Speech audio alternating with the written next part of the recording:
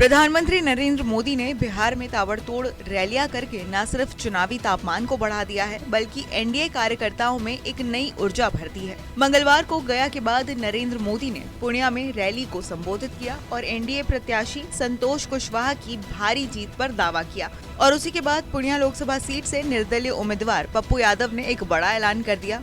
पूर्णिया की जनता पर भरोसा जताते हुए उन्होंने कहा कि चुनाव जीतने के बाद उनका पहला काम होगा भ्रष्टाचार पर प्रहार।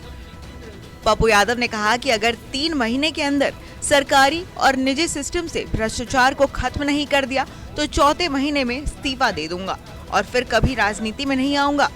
पप्पू यादव ने प्रधानमंत्री की सभा के बाद उनके भाषण पर भी कई सवाल उठाए। उन्होंने कहा कि प्रधानमंत्री बिहार विशेष राज्य का दर्जा देने पर कोई बात क्यों नहीं करते हैं। सीमांचल में उन्होंने बहुत सारी बातें की लेकिन बाढ़ की त्रासदी से मुक्ति दिलाने पर चर्चा नहीं की। उन्होंने ये भी कहा कि बिहार में लगातार फैक्ट्रियां क्यों बंद हो रही हैं, इस पर भी किसी को ध्यान नहीं है और जो उद्योग धंधे बंद हो गए हैं उनके पुनरुद्धार पर भी कोई चर्चा नहीं की गई। उन्होंने कहा कि प्रधानमंत्री आए, बड़ी बड़ी बातें कही लेकिन इन जरूरी मुद्दों पर कुछ बोला ही नहीं। साथ ही पप्पू यादव ने यह भी कहा कि पप्पू यादव पूर्णिया का बेटा है, यहाँ के हर दर्द को समझता है। ये बेटा सीमांचल के लोगों की भलाई के लिए दिन रात लगा हुआ है। पप्पू यादव ने आगे कहा कि मौका मिला तो पूर्णिया में दुनिया का सबसे नंबर 1 अस्पताल बनाया जाएगा। सरकारी अस्पताल में निजी नर्सिंग होम से भी बेहतर और ज्यादा सुविधाएं होंगी। पूर्णिया में अब सड़क, बिजली, पानी जैसे बेसिक जरूरतों को लेकर कोई समस्या नहीं होगी।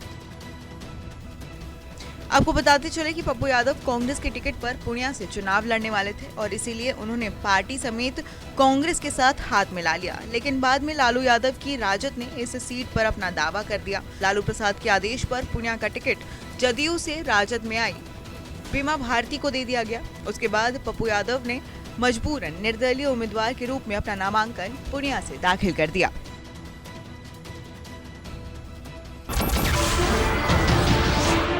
नमस्कार, मैं हूं मानक गुप्ता।